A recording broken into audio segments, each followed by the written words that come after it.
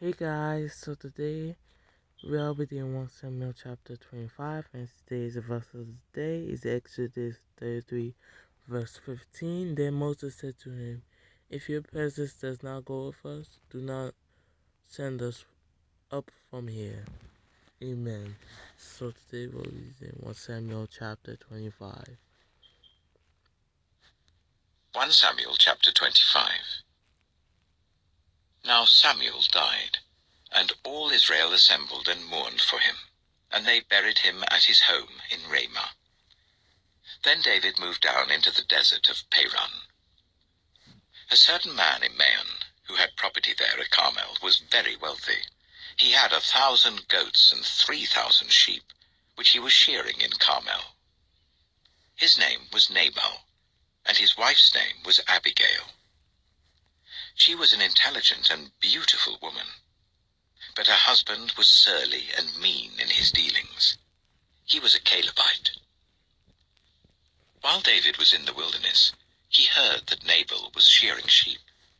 So he sent 10 young men and said to them, "Go up to Nabal at Carmel and greet him in my name. Say to him, 'Long life to you, good health to you and your household, and good health to all that is yours. Now I hear that it is sheep shearing time. When your shepherds were with us, we did not ill-treat them, and the whole time they were at Carmel, nothing of theirs was missing. Ask your own servants, and they will tell you. Therefore be favorable towards my men, since we come at a festive time.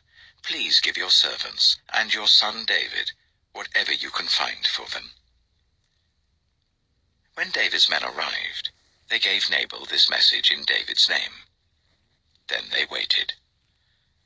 Nabal answered David's servant, "Who is this David? Who is this son of Jesse? Many servants are breaking away from their masters these days. Why should I take my bread and water and the meat I've slaughtered for my shearers and give it to men coming from who knows where?" David's men turned round and went back. When they arrived, they reported every word. David said to his men, "Each of you strap on your sword." So they did, and David strapped his on as well. About 400 men went up with David, while 200 stayed with the supplies. One of the servants told Abigail, Nabal's wife, "David sent messengers from the wilderness to give our master his greetings, but he hurled insults at them. Yet these men were very good to us. They did not ill-treat us, and the whole time we were out in the fields near them, nothing was missing. Night and day, they were a wall around us the whole time we were herding our sheep near them. Now think it over and see what you can do, because disaster is hanging over our master and his whole household. He is such a wicked man that no one can talk to him." Abigail acted quickly. She took 200 loaves of bread, 2 skins of wine, 5 dressed sheep, 5 seahs of roasted grain, 100 cakes of raisins, and 200 cakes of pressed figs, and loaded them on donkeys. Then she told her servants, "Go on ahead, I'll follow you." But she did not tell her husband Nabal. As she came riding on her donkey into a mountain ravine, there were David and his men descending towards her, and she met them.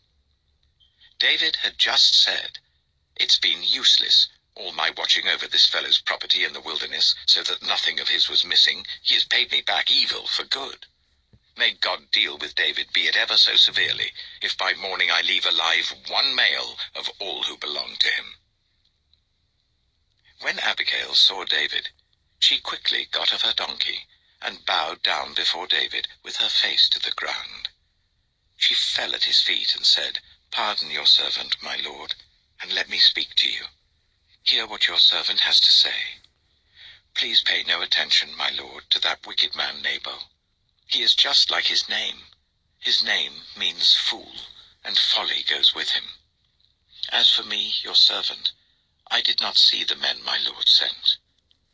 And now, my lord, as surely as the Lord your God lives, and as you live, since the Lord has kept you from bloodshed and from avenging yourself with your own hands, may your enemies and all who are intent on harming my lord be like Nabal. And let this gift which your servant has brought to my lord be given to the men who follow you. Please forgive your servant's presumption. The Lord your God will certainly make a lasting dynasty for my lord, because you fight the Lord's battles, and no wrongdoing will be found in you as long as you live. Even though someone is pursuing you to take your life, the life of my lord will be bound securely in the bundle of the living by the Lord your God. But the lives of your enemies he will hurl away as from the pocket of a sling. When the Lord has fulfilled for my lord every good thing he promised concerning him, and has appointed him ruler over Israel, my lord will not have on his conscience the staggering burden of needless bloodshed, or of having avenged himself. And when the Lord your God has brought my lord success, remember your servant." David said to Abigail, "Praise be to the Lord, the God of Israel, who has sent you today to meet me. May you be blessed for your good judgment, and for keeping me from bloodshed this day, and from avenging myself with my own hands. Otherwise, as surely as the Lord, the God of Israel, lives, who has kept me from harming you, if you had not come quickly to meet me, not one male belonging to Nabal would have been left alive by daybreak." Then David accepted from her hand what she had brought to him, and said, "Go home in peace. I have heard your words and granted your request." When Abigail went to Nabal, he was in the house holding a banquet like that of a king. He was in high spirits and very drunk. So she told him nothing at all until daybreak. Then, in the morning, when Nabal was sober, his wife told him all these things, and his heart failed him, and he became like a stone.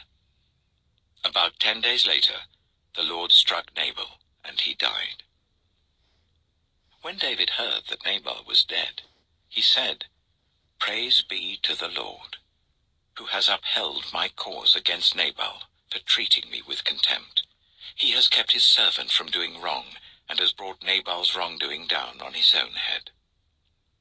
Then David sent word to Abigail, asking her to become his wife. His servants went to Carmel and said to Abigail, "David has sent us to you to take you to become his wife."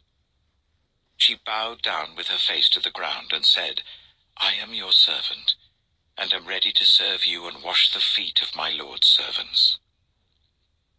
Abigail quickly got on a donkey, and attended by her 5 female servants, went with David's messengers and became his wife. David had also married Ahinoam of Jezreel, and they were both his wives.